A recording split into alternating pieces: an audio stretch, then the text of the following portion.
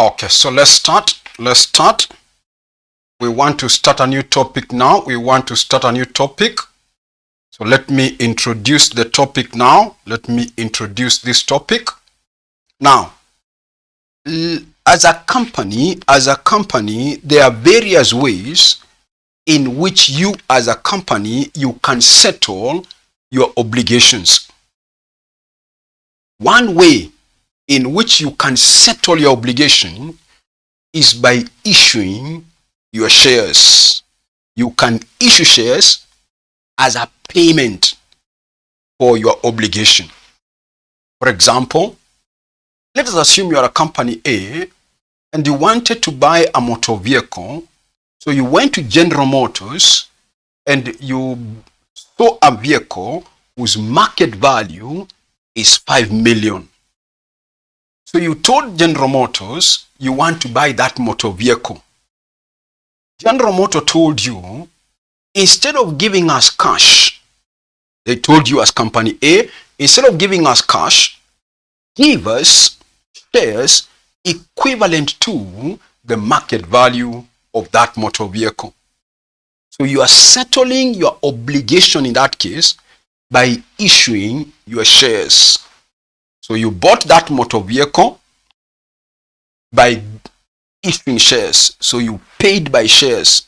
So you will debit, you will debit motor vehicle account and you will credit your share capital account because you are settling your obligation by issue of shares.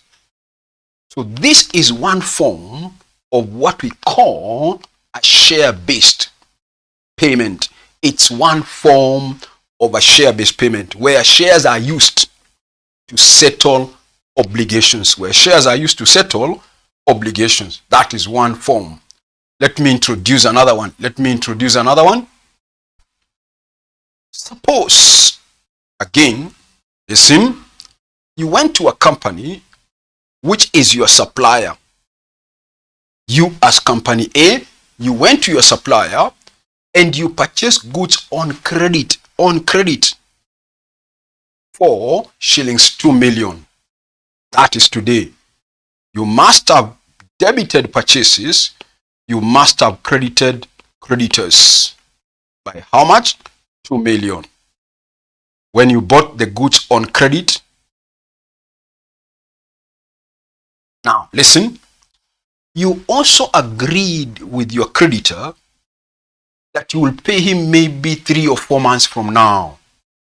But, listen to this now. But, you will pay that amount in cash. Listen, you will pay that amount in cash. Listen carefully now. But the amount to be paid in cash,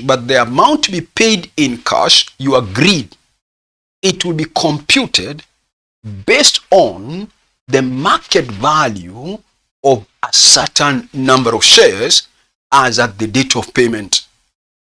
Let me assume that you agreed that when the time of payment will come, you will give cash, but that cash will be calculated based on the market value of 200,000 shares at the date of payment, based on the market value of the shares at the date of payment.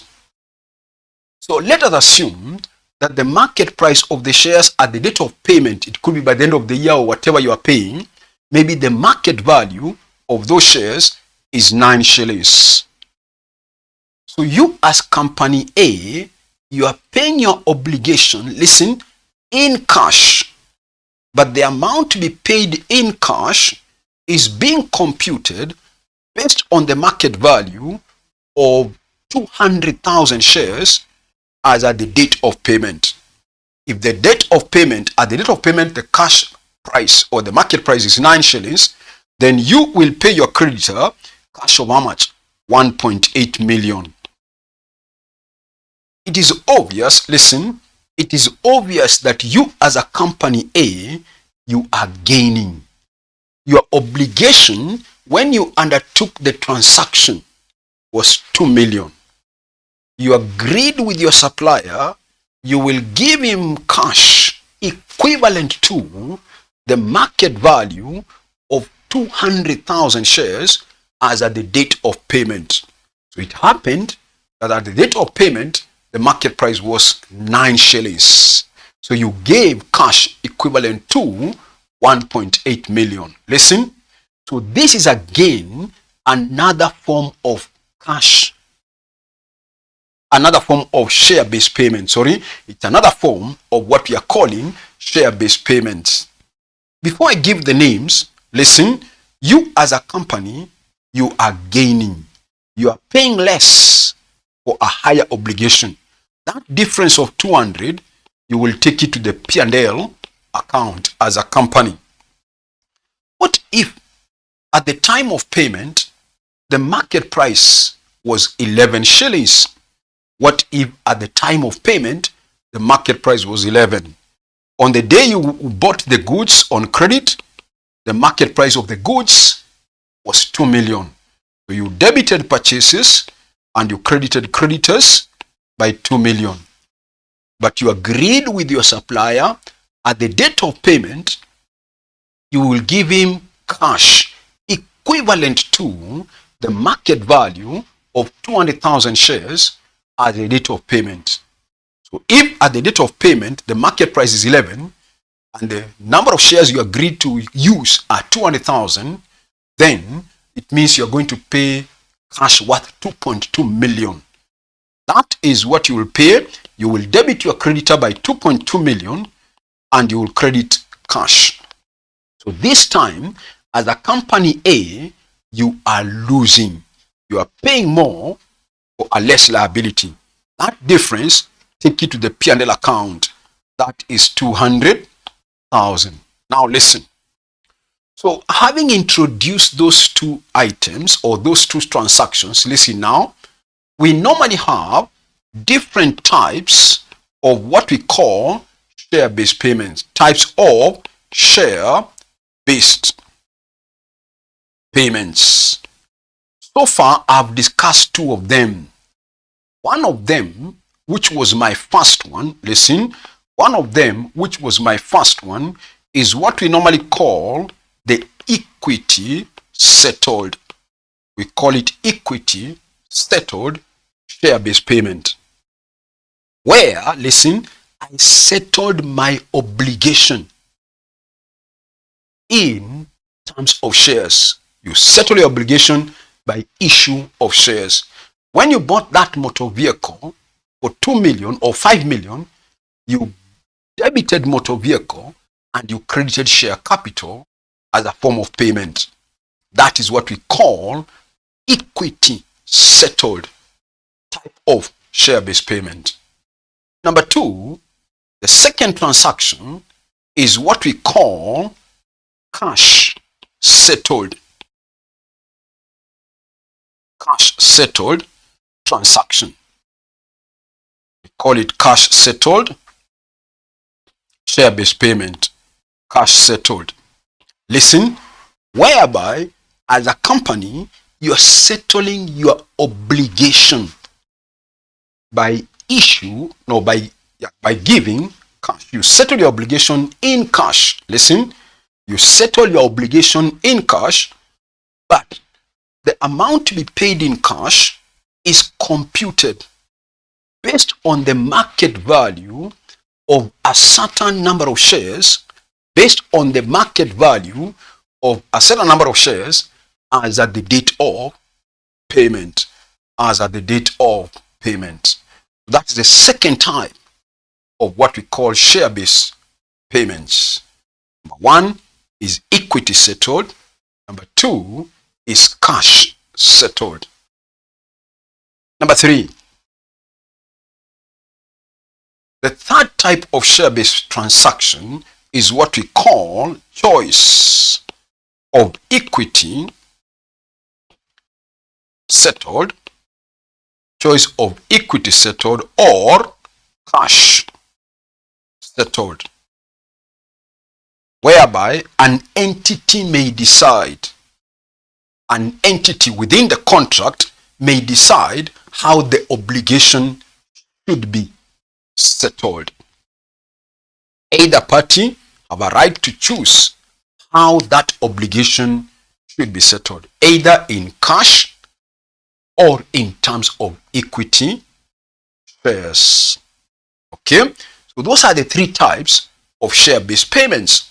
Sometimes you are asked to talk about the types of share-based payments, and I've told you number one is equity settled, where a company would settle its obligation by issue of what? Shares. Number two, cash settled, where a company would settle its obligation in cash, but the amount to be paid in cash is computed based on the market value of a certain number of shares as at, listen, as at the date of payment, as at the date of payment, not as the date of the purchase, as at the date of payment.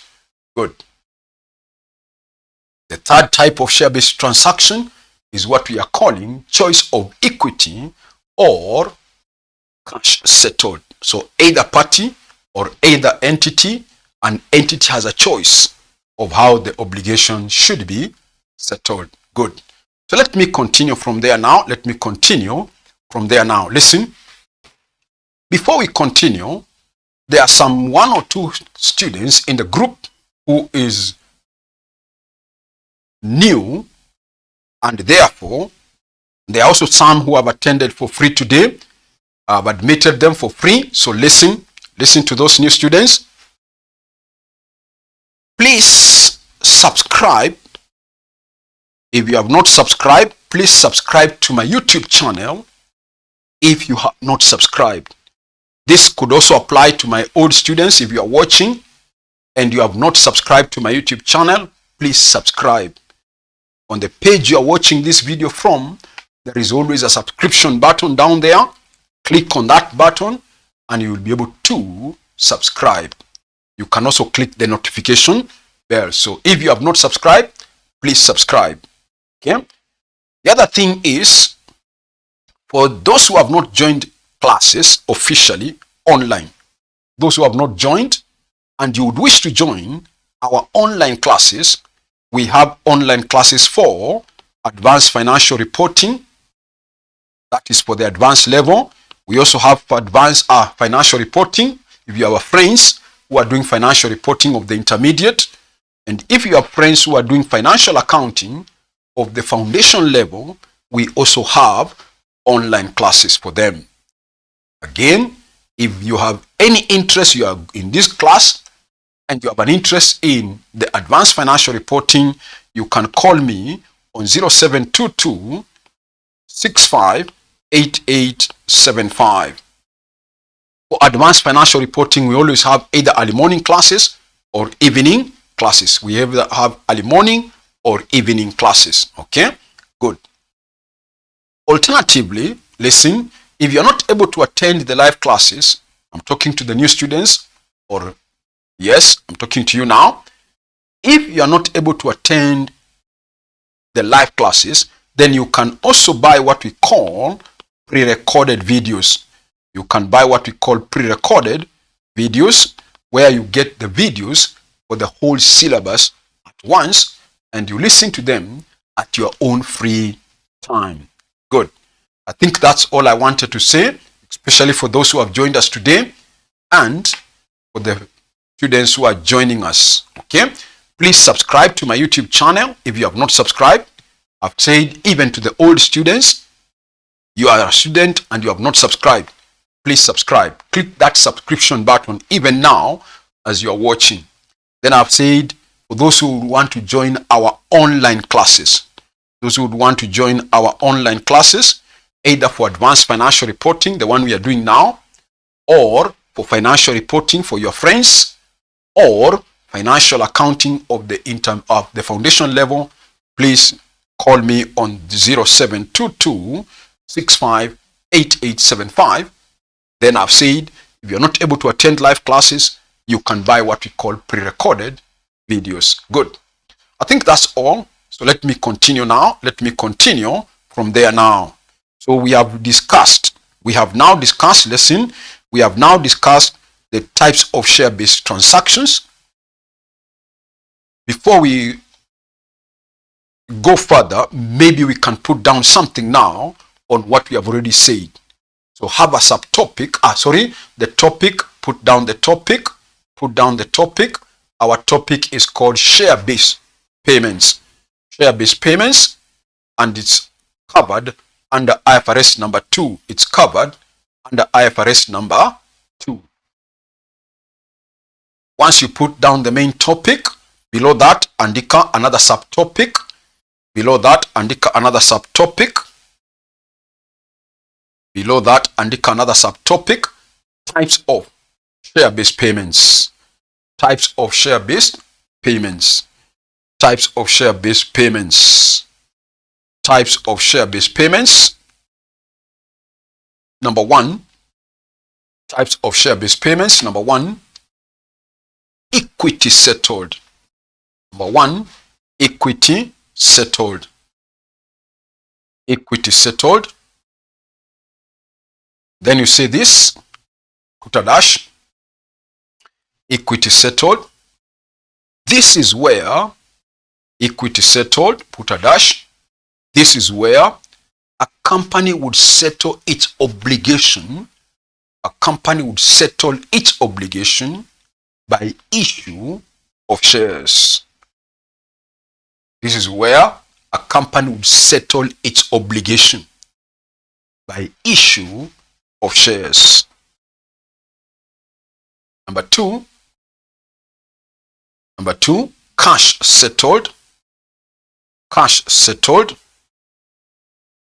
Number 2, cash settled. Then you put a dash. This is where a company would settle its obligation. This is where a company would settle its obligation in cash. They will settle their obligation in cash, comma, but the amount to be paid in cash,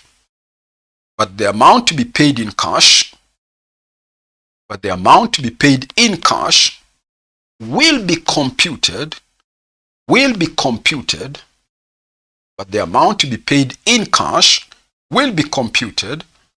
based on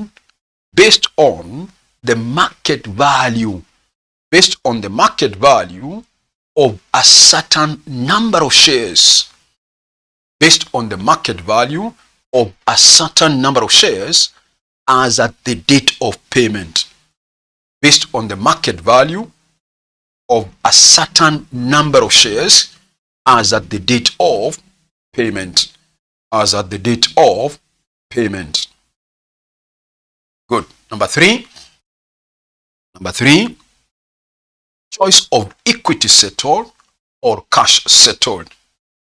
Choice of equity settled or cash settled.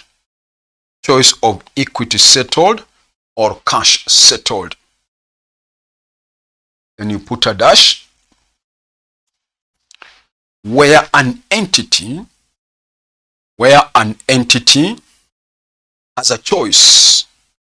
Where an entity has a choice of cash. Where an entity has a choice of cash or shares. Where an entity has a choice of cash or shares paid. Where an entity has a choice of cash or shares paid in settling the obligation. In settling the obligation. In settling the obligation. In settling the obligation. Okay, now let me continue now. That is what we have discussed so far. So I want you to listen now. The other question we want to answer now is this. Listen, if you have an equity settled transaction, how is that transaction measured? How is a cash transaction or cash settled transaction measured? Get the point now? Let me take you back. When I was buying this motor vehicle, today I went to General Motor, I saw a motor vehicle whose market value was 5 million.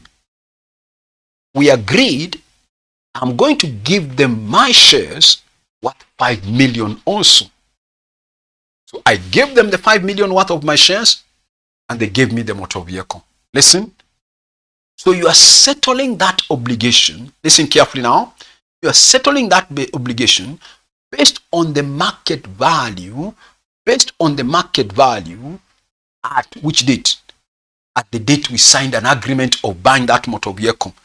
That date, the market value of the shares at that date, we normally say those shares are valued at the market value at the grant date. We call it the grant date. So for equity settled, listen, for equity settled, the shares are normally valued at the market value of those shares at the grant date, the day we bought that motor vehicle. Okay? Good. So we normally value, listen, we normally value equity settled based on the market value of the shares at the grant date. At the grant dates. Sour. Good.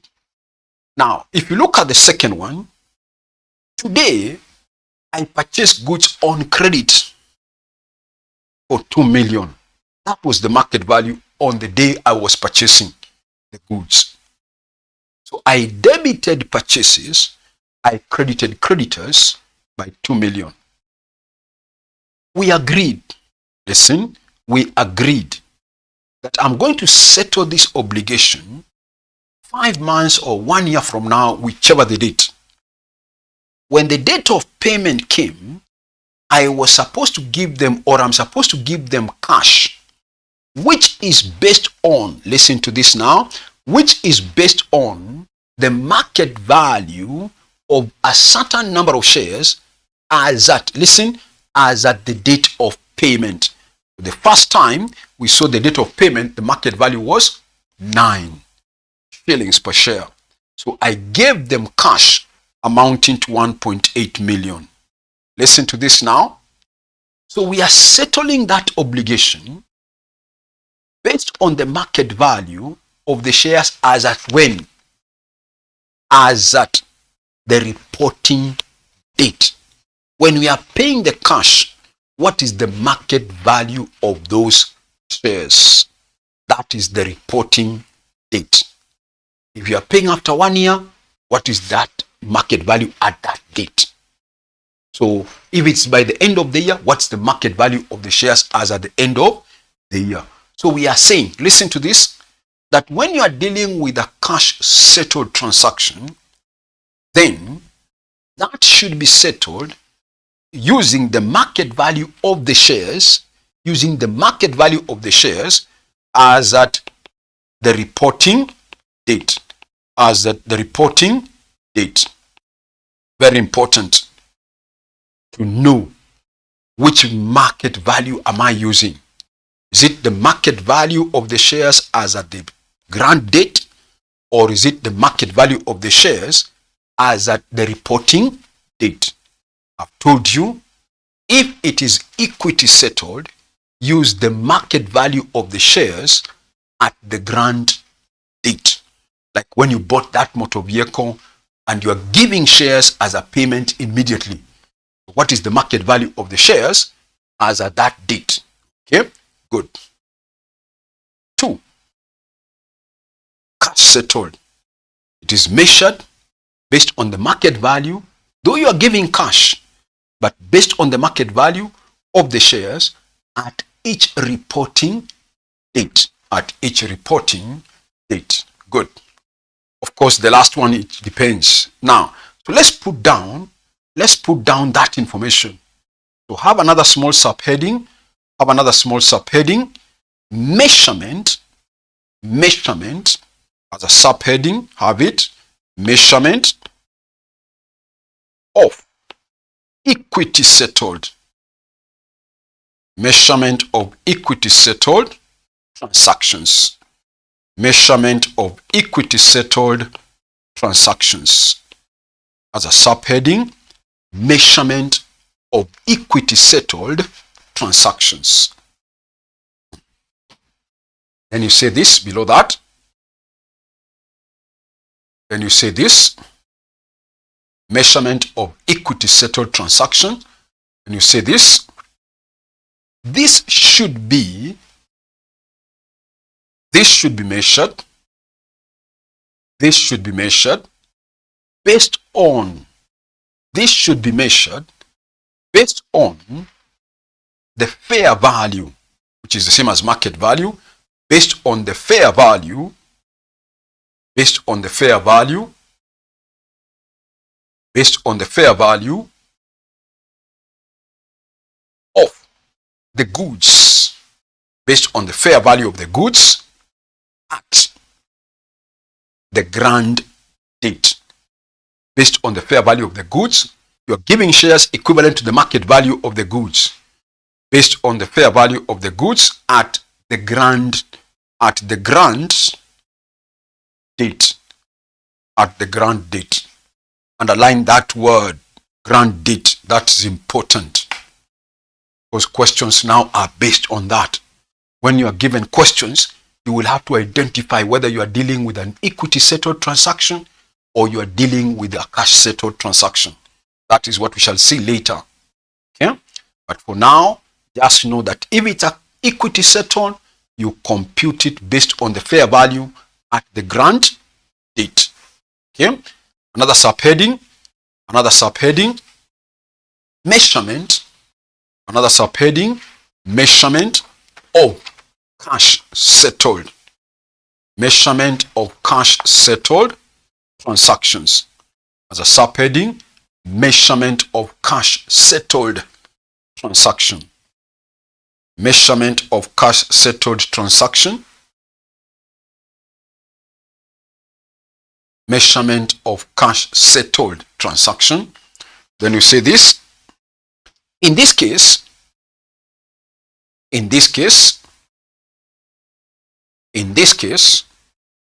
the obligation, in this case, the obligation should be measured. The obligation should be measured based on the fair value, based on the fair value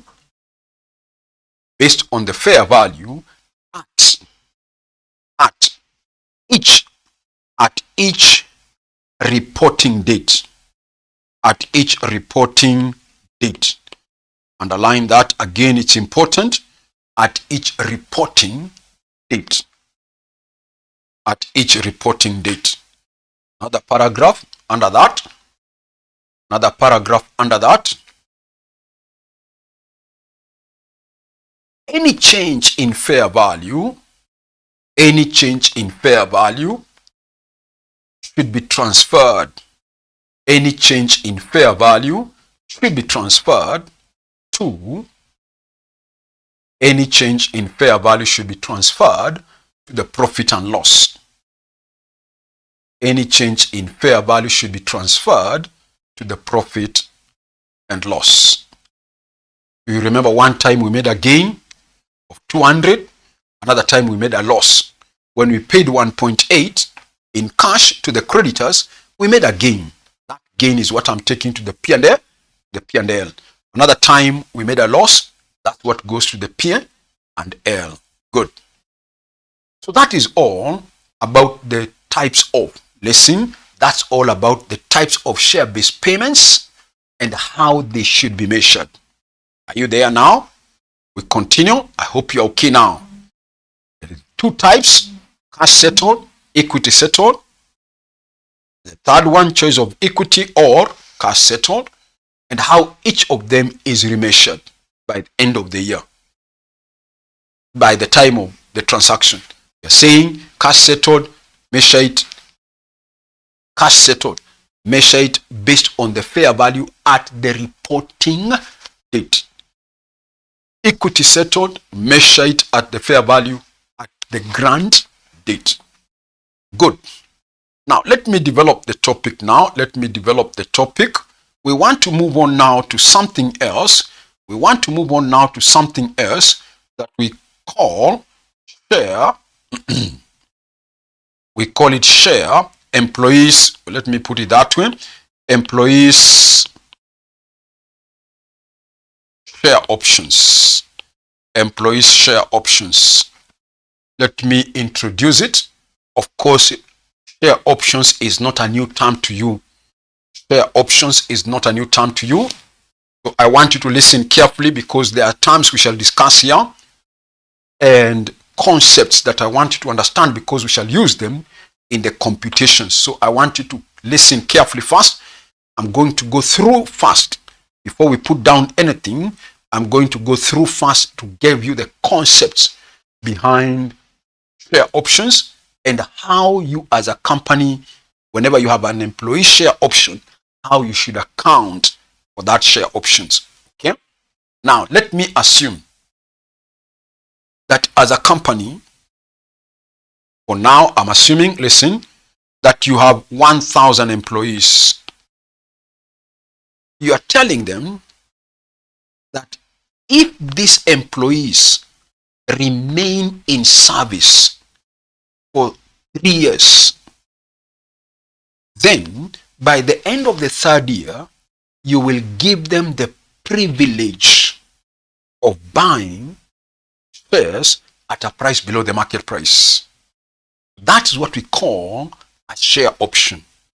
You agree with the employees, for example, that if they remain in service, we are assuming for 3 years, then at the end of the 3rd year, whoever will be there at the end of the 3rd year will be given the privilege of buying. Let us assume they will be given a privilege of buying 10,000 shares. So let me also assume that today it's 1st January 2018 for purpose of illustration. So when will these employees become eligible to exercise that right? They will become eligible at the end of the 3rd year, which will be 2018, 2019, and 2020.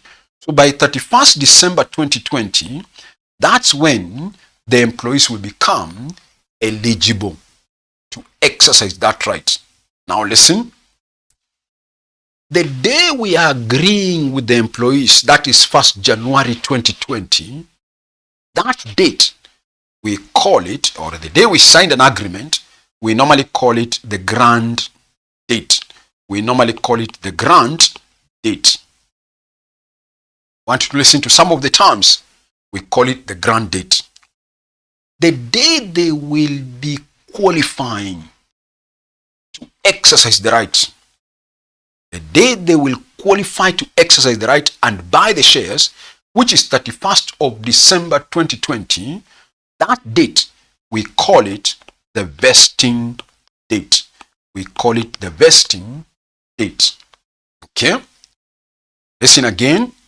The period they have to wait for the criteria to be met, the period of 3 years or 5 years, whichever it is, the period they have to wait for the condition they have been given to be satisfied, that period they have to wait, that period, we normally call it the vesting period.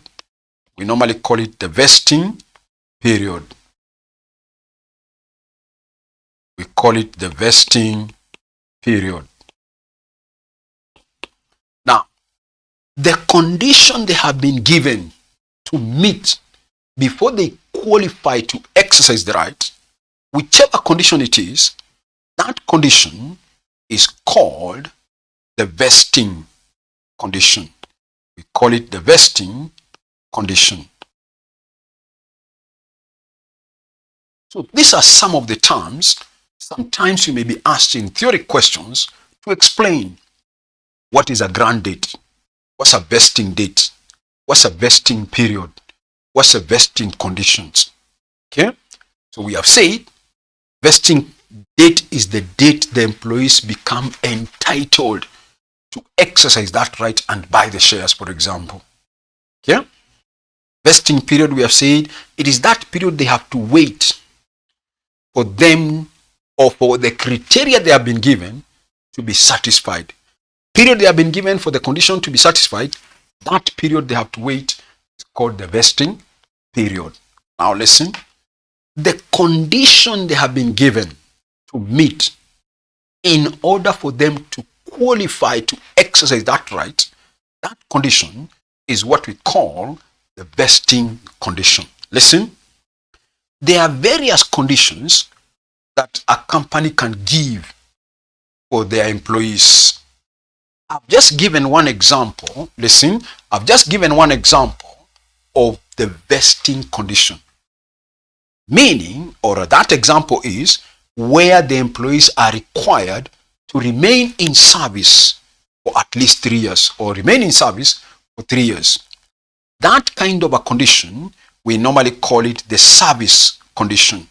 We normally call it the service condition, where the employees are required to remain in service for a particular number of years for them to qualify to exercise that right. We have it as a service condition. Listen, there are other companies that give other types of conditions. For example, employees could be told,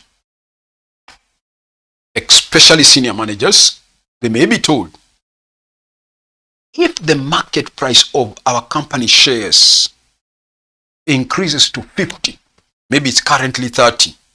If the market price of our company shares increases to 50, then you will be given the privilege of buying 10,000 shares, blah, blah, blah, whatever it is. So that kind of a condition is not a service condition. It's a performance condition. Or the employees could have been told, especially again the senior managers, if our profits exceed 2 billion shillings this year, we as a company, we shall give you the privilege of buying 10,000 shares. So that is another condition. It is still on performance. So the second condition is what we call performance conditions. Performance condition. Now, under performance condition, listen to this. Under performance condition, there is what we call market-based conditions. Market-based. Market-based means that you as managers, you are told, if the market price of the company shares hit 5 shillings or 50 shillings, the market price of the company shares hit 50 shillings, then we shall give you the privilege to buy the shares. That's a performance condition, but it's based on the market, based on the market. Then we have other conditions, we call them non-market based conditions, whereby, for example, listen, you are told, if the profits of our company exceed 2 billion, we as a company, we shall give you, the managers, the privilege to buy 10,000 shares. So that's the target you have been given to achieve, but it's an internal target. Make our profits exceed this much. It's not based on the outside market, no. Or maybe told, please ensure that our company's earnings per share is 5 shillings. Maybe it's currently 3. So you are told as managers, if the earnings per share of our company becomes 5 shillings per share, we shall give you the privilege to buy those shares. So that's a performance condition, but it's non-market-based condition. Non-market-based conditions. Okay? So we are saying, when it comes to vesting conditions, we either have service condition, meaning you have to remain in service for a certain period of time, or you can be given another type of condition, that is what we call performance condition. And under performance condition, I've said, you are either having market-based condition or non-market-based. Market-based is an example we have given when the market price of a company shares hit this much. You as a company management, you are given a target to increase your market share price to this much. That's market-based. Non-market-based is, for example, where you are given a sales target. It could be a sales target, it could be a profit target, or it could be an earnings per share target. Good. Now, before we put down anything, listen,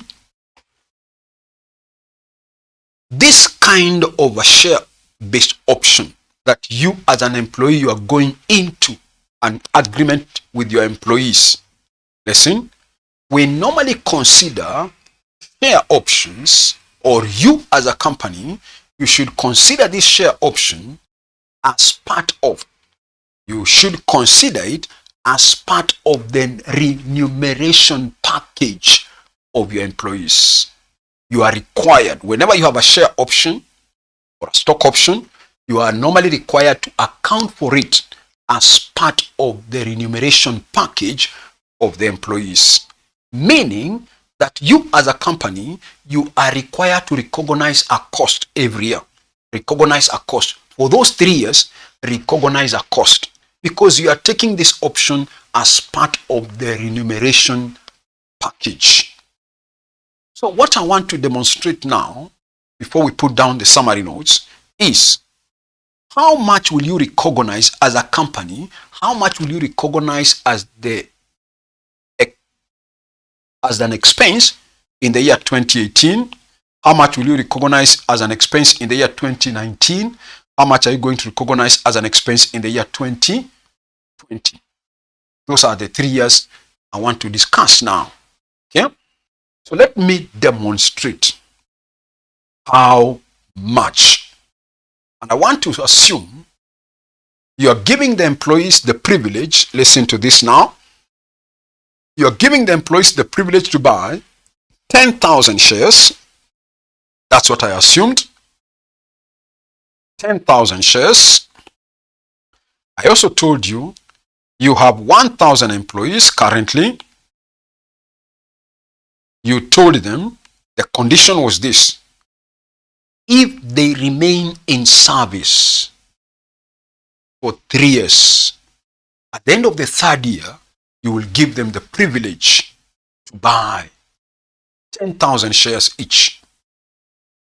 Now listen. So we need to know how much shall we recognize as the expense for year 1, 2018. I want you to follow now. You have 1,000 employees. Listen, you will have to ask yourself as a company, how many employees are we expecting will be there at the end of the 3rd year? How many employees are we expecting will be there at the end of the 3rd year for them to exercise their right and buy the shares? In other words, you need to estimate the number of employees out of their 1,000. How many are we estimating will be there at the end of the 3rd year? So to compute the cost of year 1, I have to find out the best available estimate of the employees that are expected to vest at the end of the 3rd year. Listen, a question might tell you, listen carefully now, a question might tell you that in the 1st year, 2018, some 20 employees left. Some 20 employees left. So we already know those ones left. They are not going to be there. Those ones have already left. Listen. Then the question also tells you, we also expect that another 30, listen, another 30 will leave in each of the next 2 years. We are at the end of year 1. In the next 2 years, that is 2019 and 2020, we expect another 30 employees will leave in each of those 2 years. So if we expect another 30 to leave in each, then means therefore, by the end of the 3rd year, another 60 are expected to leave. Hope you are following. So we expect therefore that by the end of the 3rd year, we shall have how many employees to qualify? It will be 1,000 minus 20 minus 60. That gives me, that is 9 what? 920. Those 920 employees, these are expected to leave. Those 920 employees, listen, are going to buy 10,000 shares. Listen to this now. Because they are going to buy shares, not to be giving them cash, we are dealing with equity settled. Listen, we are dealing with equity settled kind of a transaction where the employees will be given shares. And I told you, listen, I told you, if it is an equity settled transaction, then it should be measured at the fair value of the option at the grant date, So you will have to find out from the question, as at 1st of January 2018, what was the fair value, what was the market value of the option? What was the market value of each option?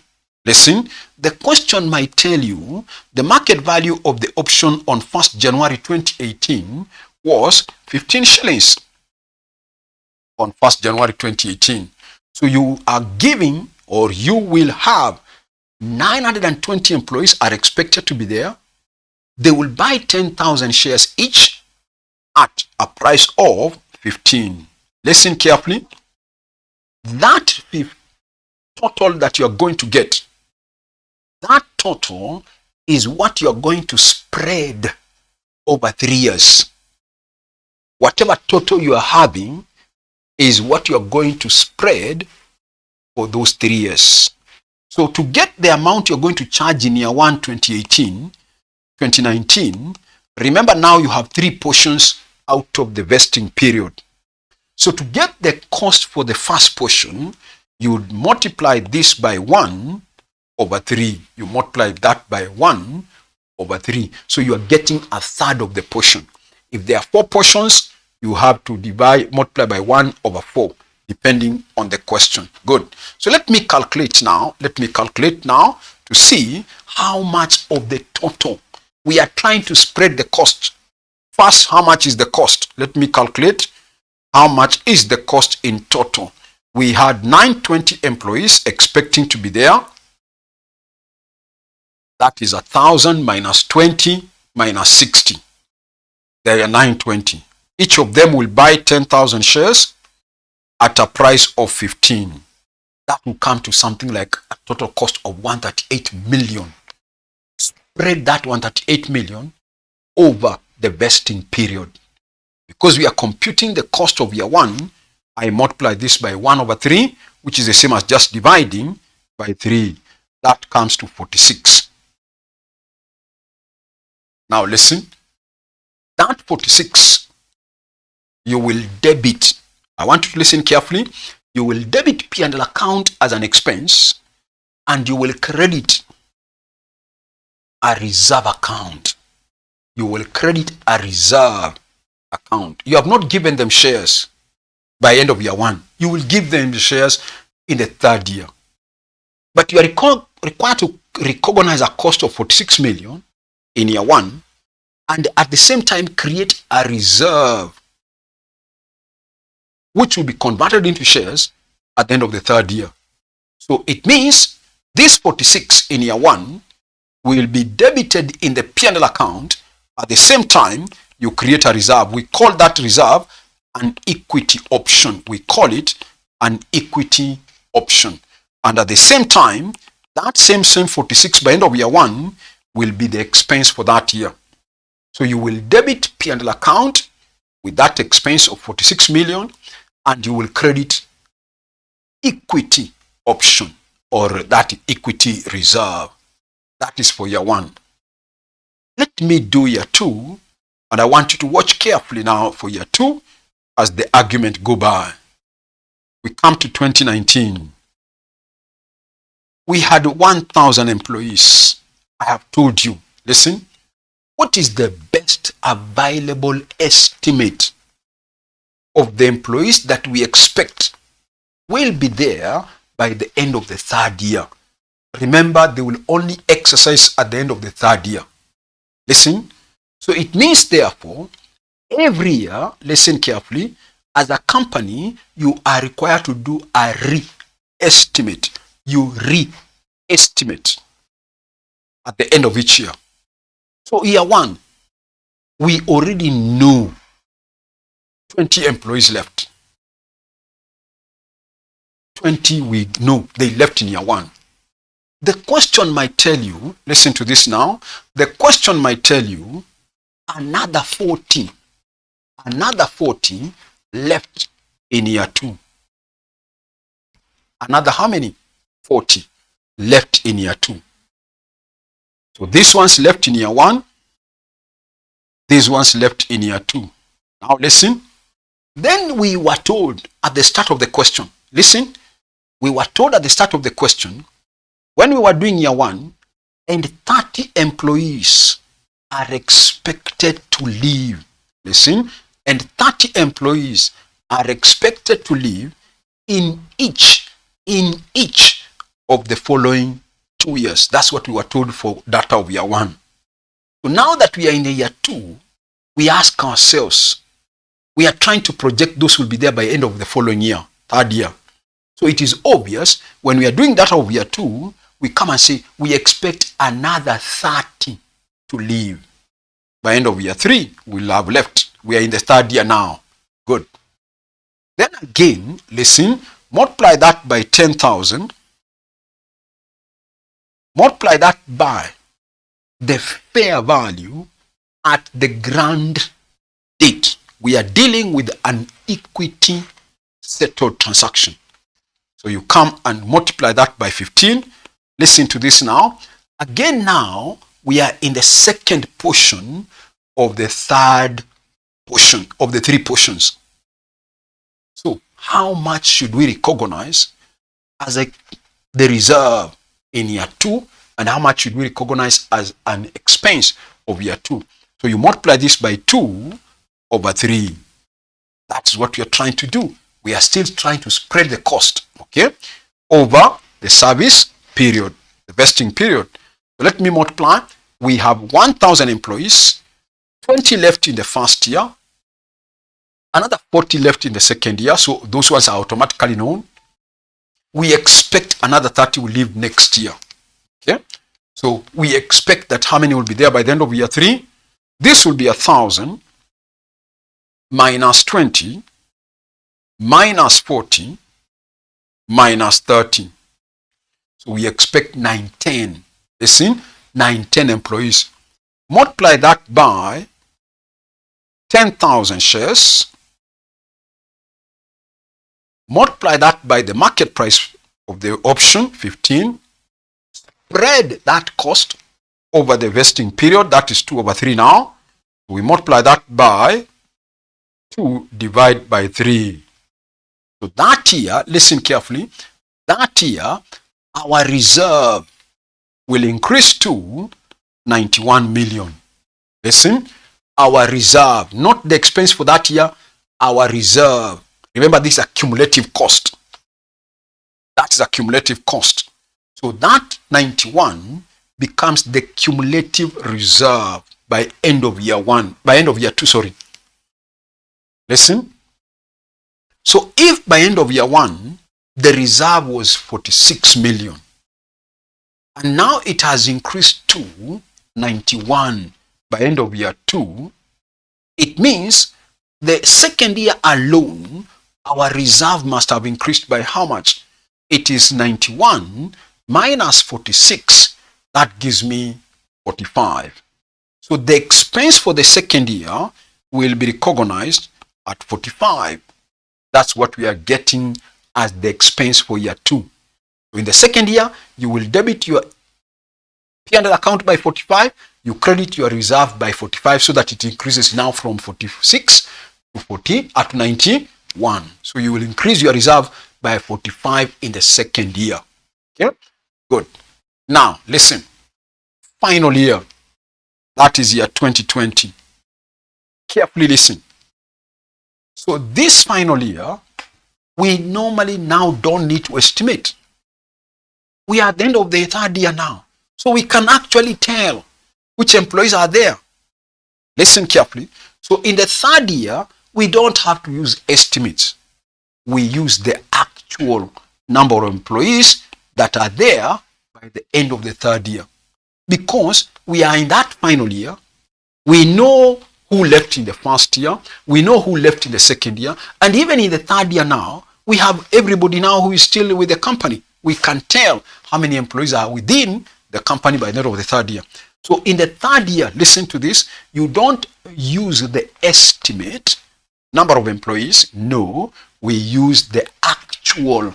We use the actual number of employees. We use the actual number of employees. So we take the 1,000.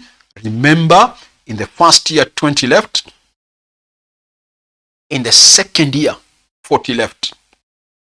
Listen, you will be told in the third year, maybe another 10 left in the third year. 10 employees left. So again, those are the number of employees we expect that, not we expect, we know who are there by the end of the year and they will exercise. So multiply that by 1,000 or 10,000 shares times the market price of 15. We are doing for the third portion, so it will be times 3 over 3. So what does it come to? What does it come to? So let me compute the cost for the third year. Let me compute the cost for the third year. So I take 1,000 minus 20 who left in the first year, another 40 who left in the second year, and another 10 who left in the third year. So we are remaining with 930 who are going to exercise that right. Multiply that by 10,000, spread that again, or multiply by 15, sorry, multiply by 15. Just a minute, there's something I've done which is wrong. I can't tell where. Let me, 9, I'm repeating, 1,000. No, yeah, 1,000, sorry. 1,000 employees minus 20 minus 40 minus 10, that is 930. 930, multiply that by 10,000 shares. Multiply that by 15. Then times 3 over 3 is the same as 1. So this looks like 139.5. 139.5 million, listen, becomes the cumulative reserve by end of year 3. But what becomes the charge? The charge for year 3, it will be 139.5 minus the cumulative reserve by end of year 2, which was 91. So the increase in the reserve by end of year 2 is about 48.5. 48.5. Good. So I hope you are now getting how we normally compute the amount to be charged in the P&L account and the amount to go to the balance sheet as a reserve. I've told you, you use the estimate, the best available estimate in the first year, second year. Then in the final year, like in this illustration, final year, you don't use the estimate, use the actual number of employees. Good. Now, listen. So I hope that one you have understood. Listen carefully now. Suppose, same question in the following sitting. But the question tells you, listen carefully, the question tells you, these employees, if they remain in service for 3 years, they will be given cash.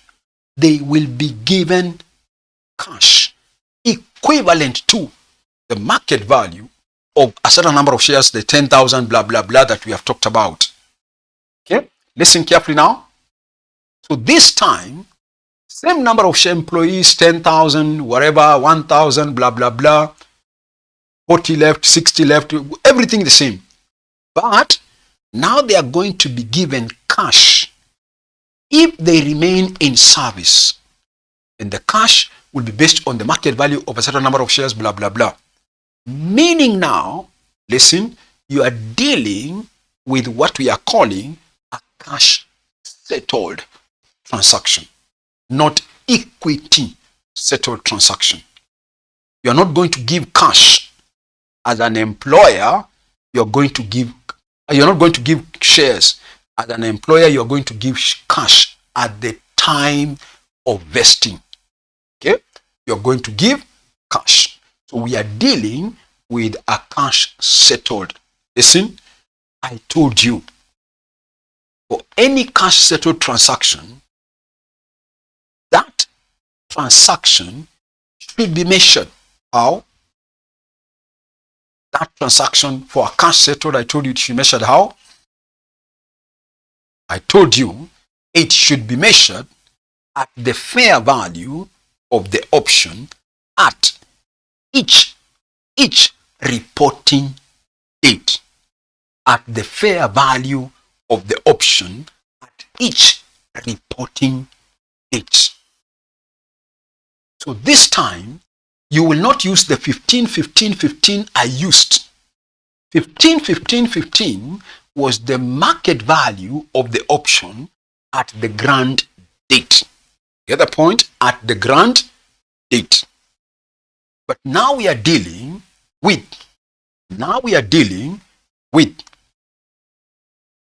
a cash settled transaction.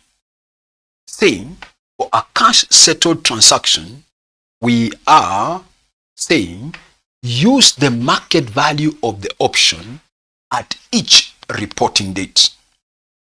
So suppose question tells you by end of year 1, the fair value of the option was 15.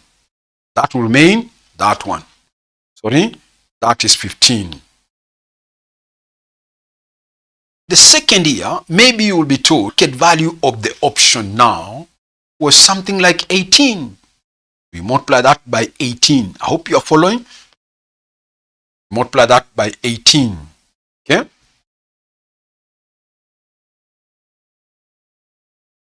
Third year, if the market price of the option by end of third year is maybe 21, then we are saying use 21 here.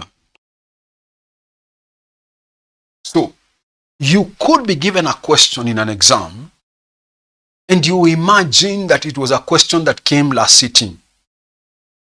But there is a change of word. One question was saying they will be settled in shares. That's an equity settled. Another question told you it will be settled in cash. That's cash settled. Another key point. Listen to this now. If you are dealing with a cash settled transaction, listen to this point. If you are dealing with a cash settled transaction, then here you will not have what we are calling equity option or a reserve. You will not have a reserve. Instead, you will have a liability.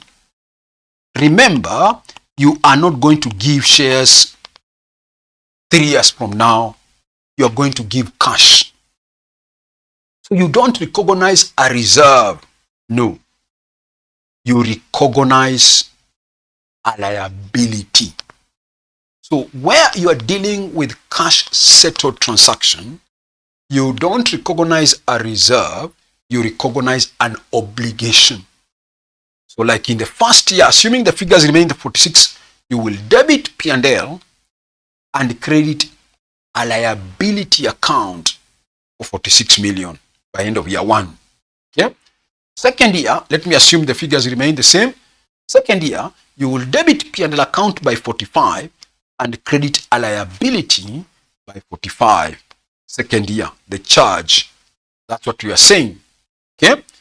So if it is, I hope you are following, if it is an equity settled, I told you, you create a reserve because you are going to give shares. So you create a reserve now to be converted into shares when you settle that obligation by giving shares. So you create a reserve. But if you are going to pay cash, you don't create a reserve, you create a liability. You create a liability. The other important point I've told you is this.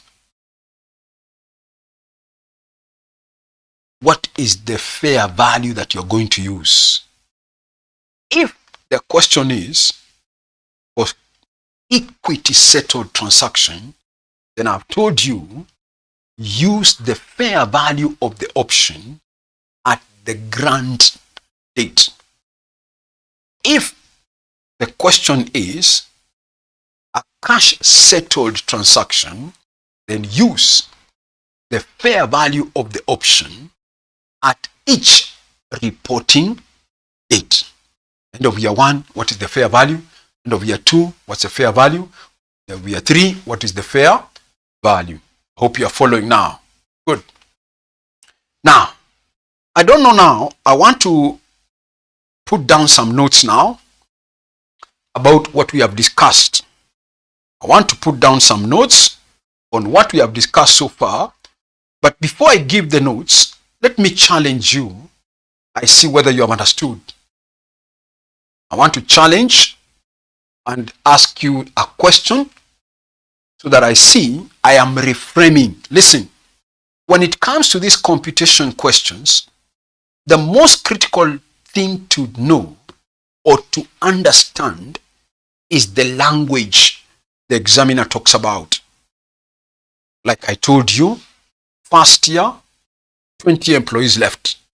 And it was expected that 30 employees, listen, will leave in each of the following 2 years, in each of the next 2 years.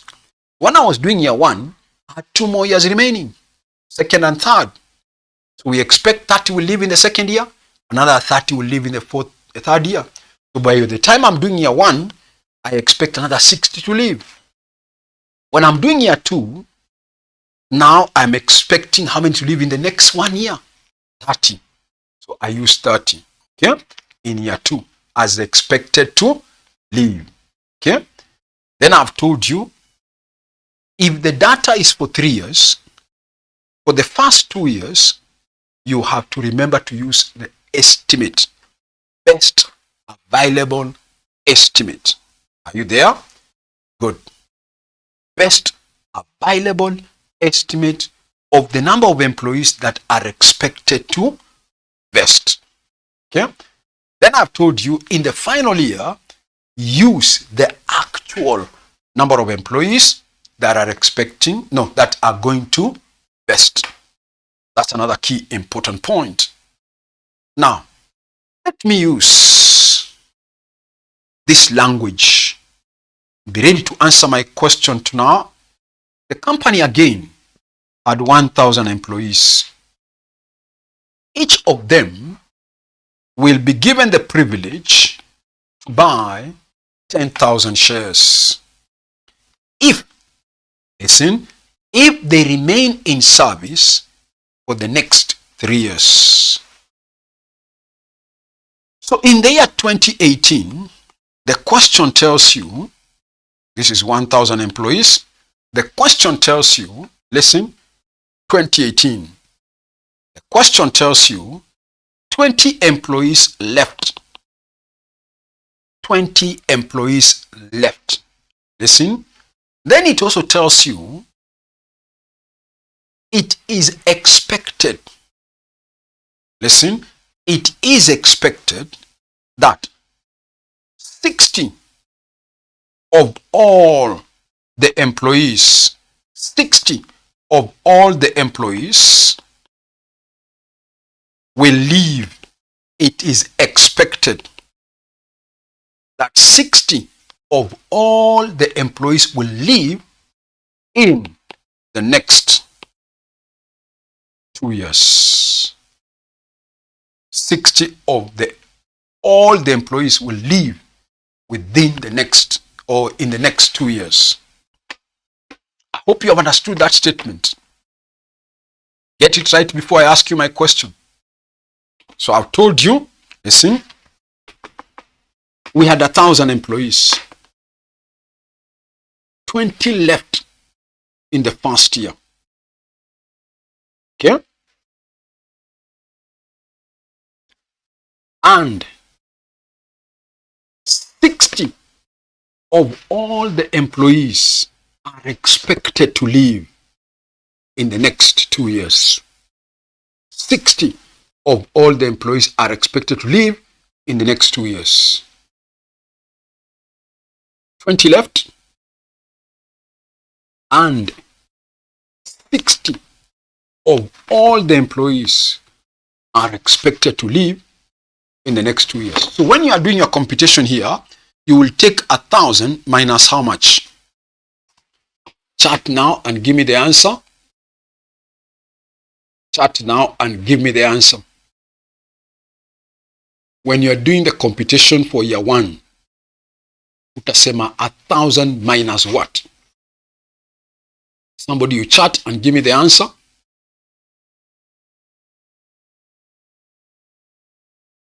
I'm waiting.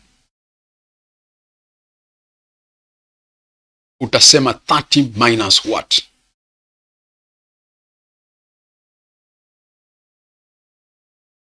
We are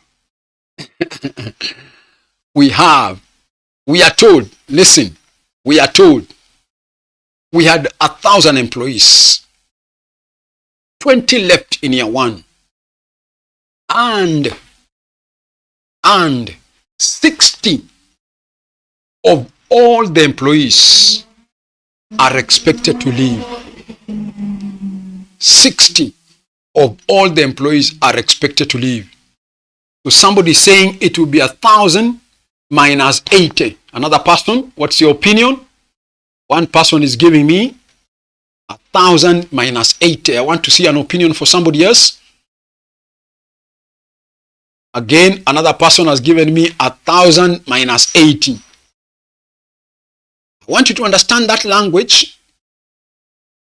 I want you to understand that language. I told you the only technical issue is the language. So 2 people are saying 1,000 minus 80, which is 20 and 60. Let me hear one more opinion. I'm not saying they are wrong, but I just want to hear one more opinion. One more opinion.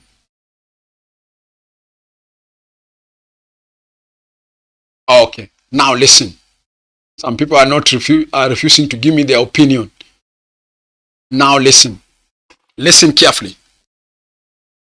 The question is not, I'm repeating, the question is not saying 20 employees left.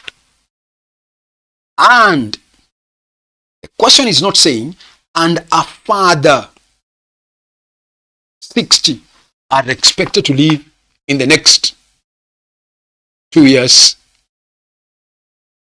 Okay, Maura has given me his. Maura is saying 60, 1,000 minus 60. Now listen. I'm saying the question does not say 20 left.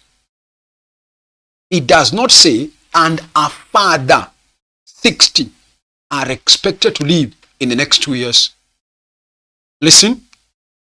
The question does not say 20 left and an additional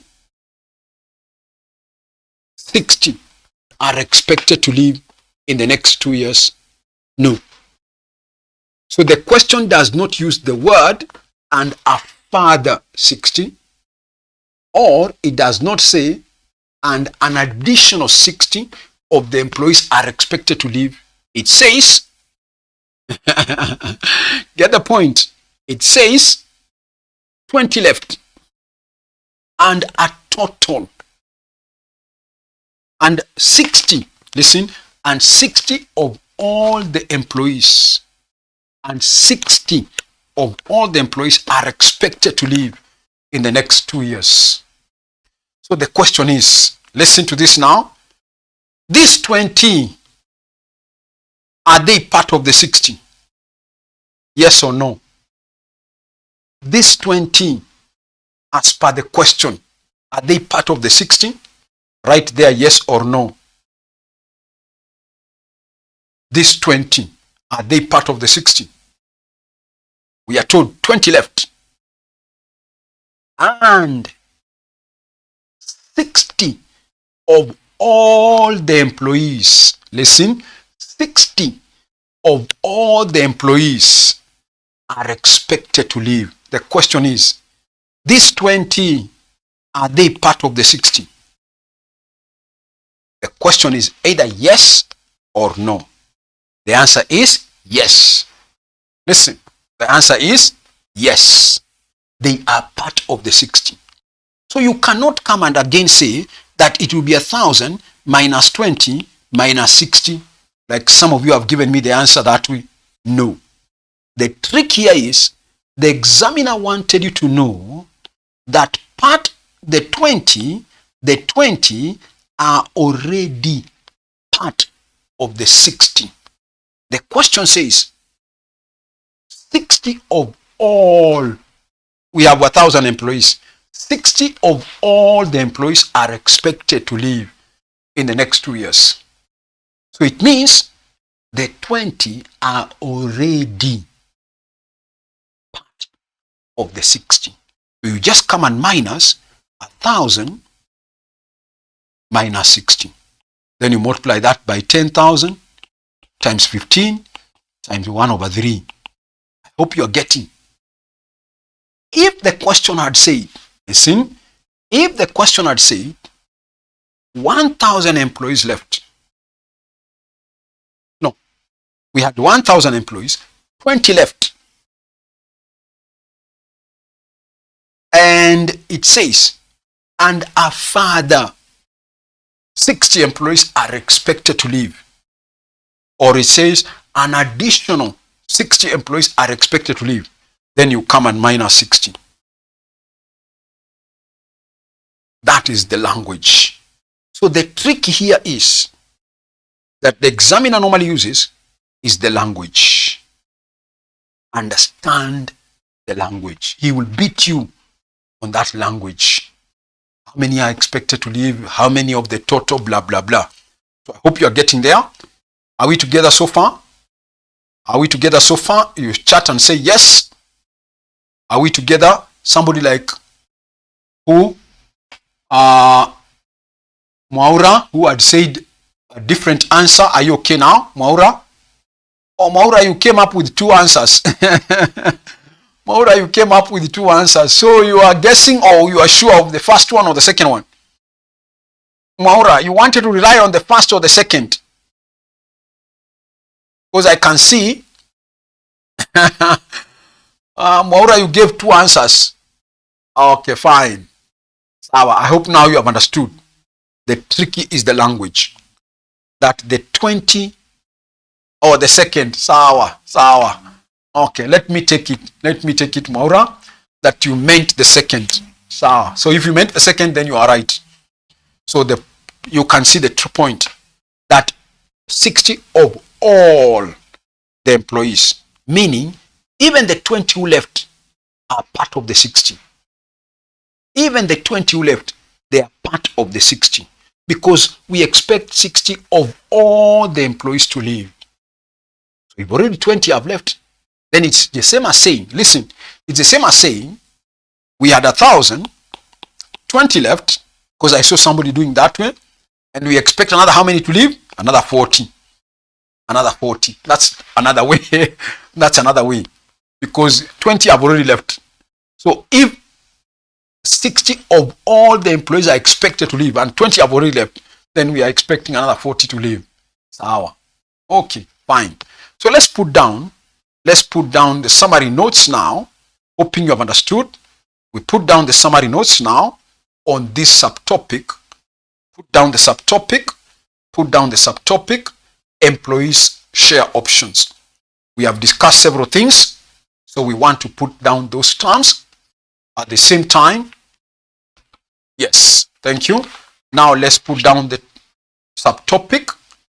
Put down the subtopic, call it employees share options. Employees share option. put down the subtopic, employees share option.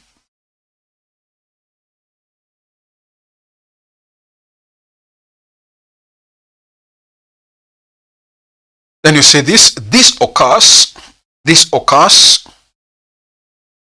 where grants are given. This occurs where the employees are given,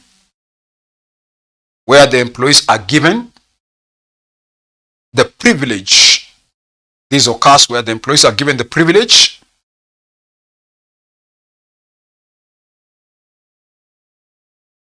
to buy shares,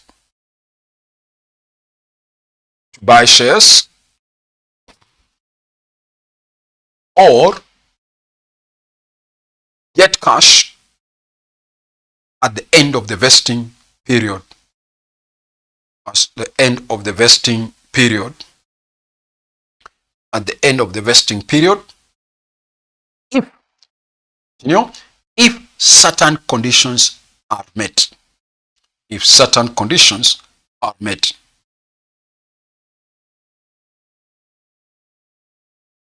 Then you say this, another paragraph. Share options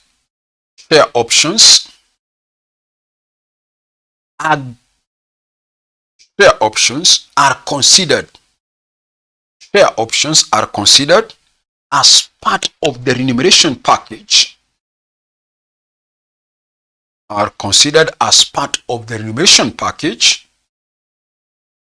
For the employees. And therefore the company should recognize. The cost of the service rendered. And therefore the company should recognize the cost of the service rendered. And therefore the company should recognize the cost of the service rendered.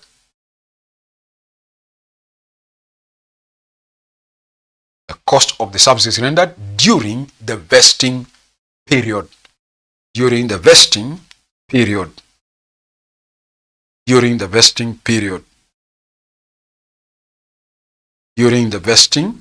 period. Another paragraph. The total cost of the transaction,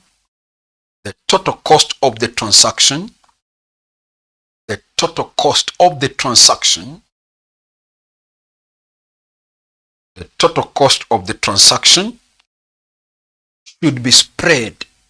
The total cost of the transaction should be spread over the vesting period. The total cost of the transaction should be spread over the vesting period.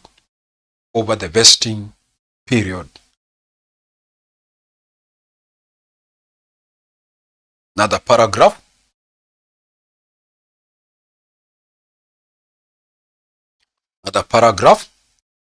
The amount to be recognized as an expense. Should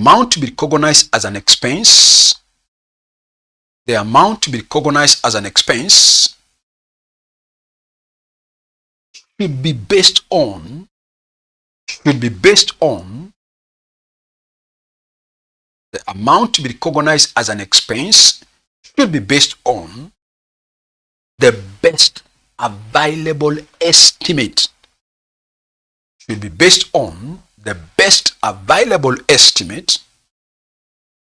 Of the employees.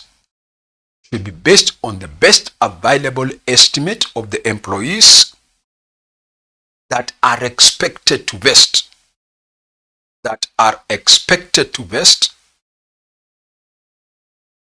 At the end of the vesting period.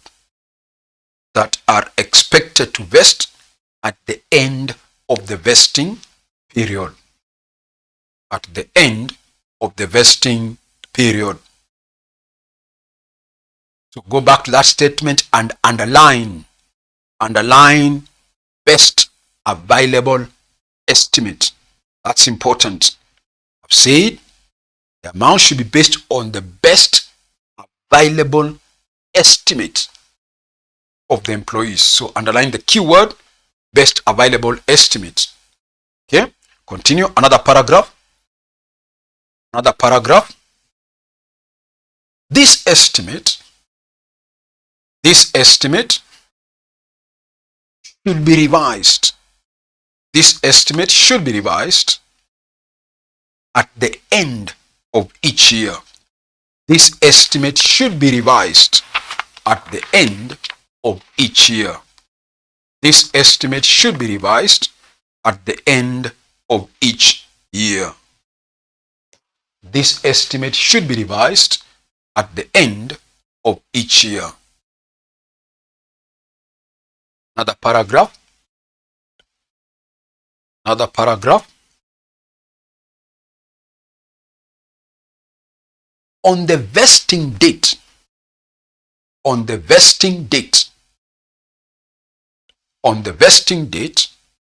the company should recognize.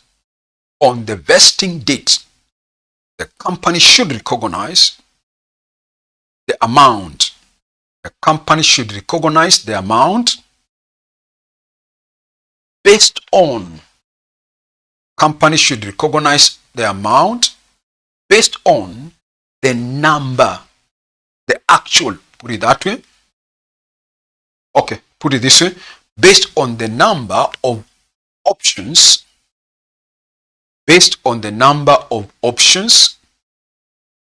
that actually vested. Based on the number of options that actually vested.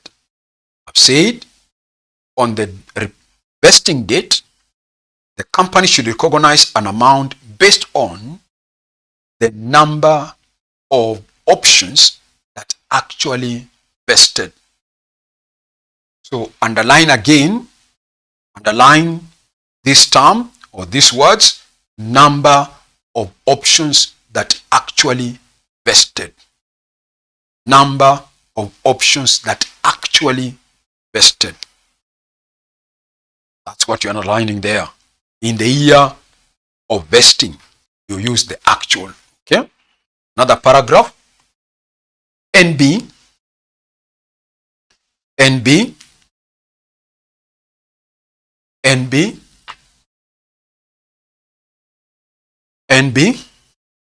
Then you say this, for equity settled share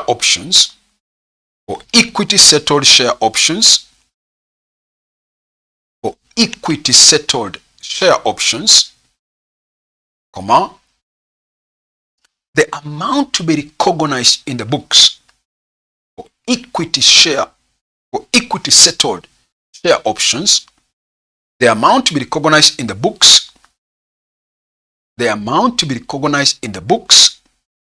should be based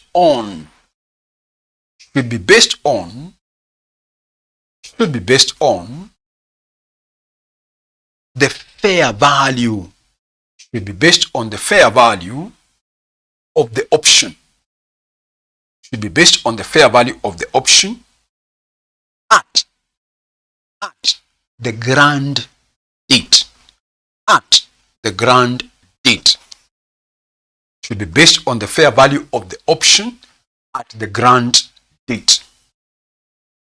So underline the grant date. Underline the word grant date. For equity settled, the key word there is grant date. Next paragraph.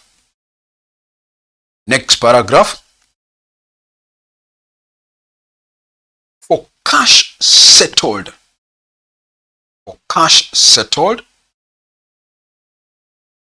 cash settled transaction, the amount to be recorded in the books, cash settled transaction, the amount to be recorded in the books should be based on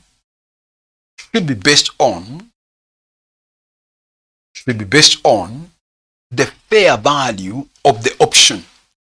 should be based on the fair value of the option at each reporting date. Should be based on the fair value of the option at each reporting date. Should be based on the fair value of the option at each reporting date. So underline the word each reporting date. Each reporting date. Good. So we are still discussing those terms. So have another subheading. Vesting conditions. Vesting conditions. We talked about several items there. Vesting conditions. We talked about several items there. Vesting conditions. So let's put down something there. Vesting conditions. Vesting condition. Then you say this. Vesting condition. Then you say this. This is the criteria. This is the criteria that has to be met. This is the criteria that has to be met in determining whether the employee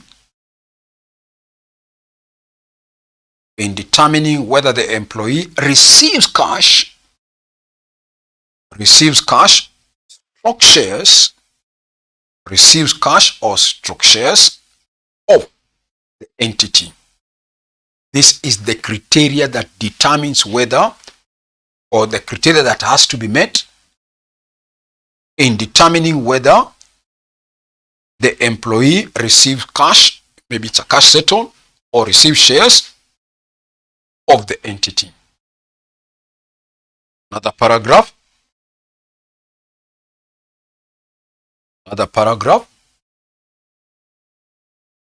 Vesting conditions may either be, number one, service condition. Vesting conditions may either be service condition. Number one, service conditions. Then you put a dash. Service conditions. Saying vesting conditions may either be, number one, service condition. Put a dash. Which require that the employee,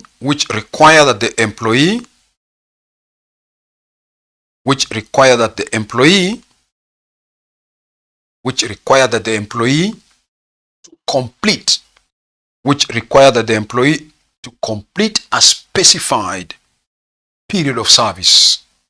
Which require that the employee to complete a specified period of service. Which require that the employees to complete a specified period of service. Number two, performance conditions. Performance condition. Performance conditions. Then you put a dash. Performance condition. Then you put a dash. Which require that specified, which requires that specified performance conditions, which requires that specified performance conditions are met before the employee becomes, which requires that specified performance conditions are met before the employee becomes entitled to the grant. Which require that specified performance conditions are met before the employee becomes entitled to the grant. Another paragraph.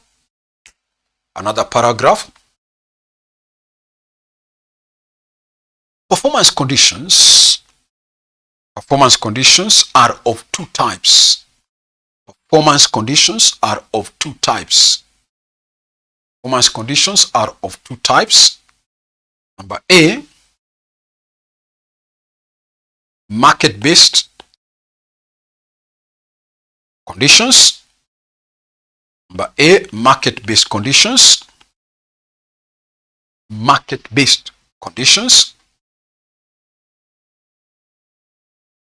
Then you say this under that. Market-based conditions. Then you say this under that. Such as those. Market-based conditions, comma, such as those that relate to. Such as those that relate to the market price of the company shares. Such as those that relate to the market price of the company's shares. Such as those that relate to the market price of the company's shares. E.g.,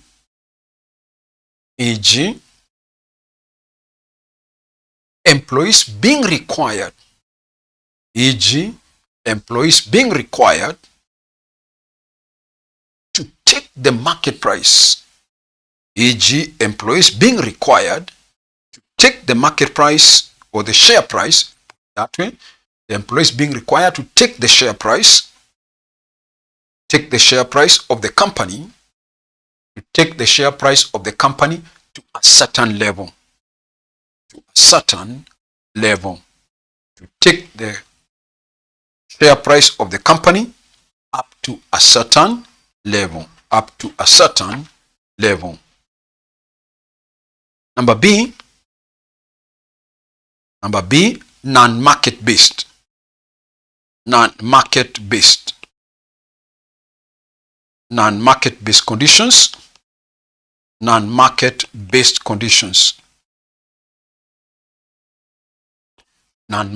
conditions. Then you say this. Non-market-based conditions, comma, such as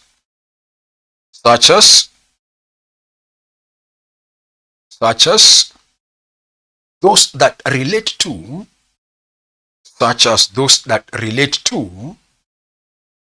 the company's profit. Such as those that relate to the company's profit or earnings per share.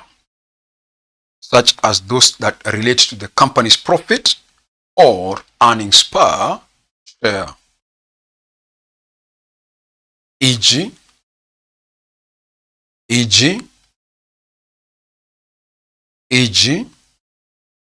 the employees being required.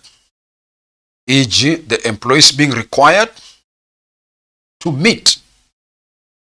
The employees being required to meet a certain profit target. E.g., the employees being required to meet a certain profit target or EPS or earnings per share target. Or EPS, which is earnings per share target.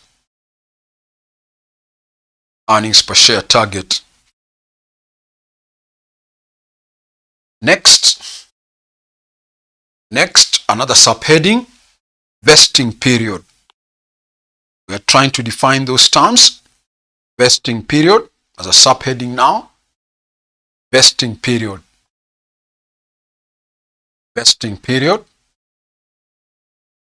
Say this. This is the period during which vesting period. This is the period during which all the specified. This is the period during which all the specified vesting conditions. This is the period during which all the specified vesting conditions are satisfied. This is the period during which all the specified vesting conditions are satisfied. E.g.,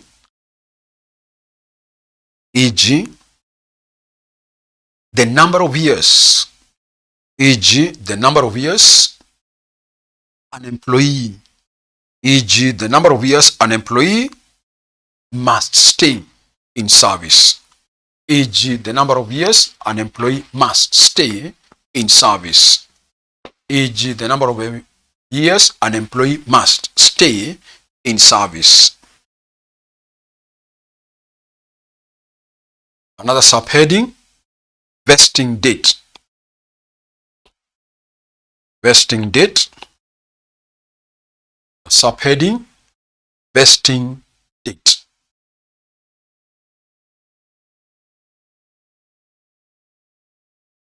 This is the date. This is the date on which the employees become, this is the date on which the employees become entitled to receive. This is the date on which the employees become entitled to receive the cash or the equity shares. This is the date the employees become entitled to receive the cash or equity shares under the agreement. Under the agreement. Under the agreement. Good. So that brings me to the end of that session. So what we shall do next time, now is to do past paper questions. We have discussed the topic. Now we shall do past paper questions. Okay? Just as a reminder, for those who have joined us, just as a reminder, I am just reminding you now what I talked about at the beginning. Please subscribe to our YouTube channel. Please subscribe to our YouTube channel. If you have not subscribed, just click that subscription button so that you'll be able to be notified of future videos as we keep posting them in the YouTube for promotion. Okay? So please subscribe. Click the subscription and the notification. Then I've said, those who have not joined our normal online classes and they would want to join our online classes, either for advanced financial reporting, and for advanced financial reporting, I told you we have either early morning classes or evening classes. Okay? Or I said, some of you are friends who are doing financial reporting of the intermediate. Some of you, I said, have friends who are doing financial accounting of the foundation level or the ATD level, by the way, also. Then I said, for any interested in any of this, can call me on this number, which we said is 0722 65 8875. Call me on that number. Currently, we are charging 4,000 shillings for the online classes. I also told you, listen, of course, we accept payments in installments. Then I also told you, listen, that if you are not able to attend a live class, then you can buy what we call pre-recorded videos. You can buy what we call pre-recorded videos. Good. Sawa sawa. So I think I've reminded you everything that I wanted to remind you, which I did at the beginning. So you can also buy pre-recorded videos for any of those three subjects. So, but please, if you have not subscribed, please subscribe. Okay? Now, listen. This is to everybody now. If you feel you have liked the subject to the class today, like the class, or you like the video, you can also click on the like button. If you feel you have liked the class today, like that button. Okay? Good. Otherwise, thanks a lot. See you next time when we shall now do the past paper questions. For the new guys, decide. I hope you will join us by calling that number 0722 658875. Good. Otherwise, see you next time. Bye for now. Bye, everyone.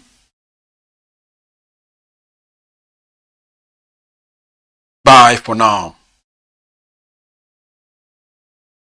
Okay.